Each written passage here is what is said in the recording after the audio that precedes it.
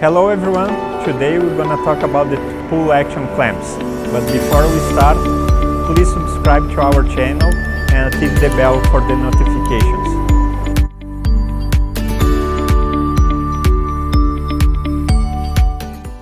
The pull action clamps are toggle clamps formed by a base R, straight, or D base band.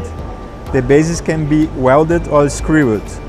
The arm can be short or long. In addition to the standard arm, we have several measures on request. For the application of pull action clamps where there is vibration, we recommend using the models with lock, nomenclature TR, which is a safety device that prevents the opening of the clamps during the process.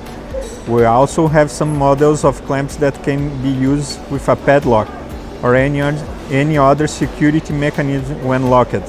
Another option for the model of this clamp is the tensioner with a strap, which can have their diameter adapted according to the customer's need. Do you like this video? Please leave it in the comments. See you next time.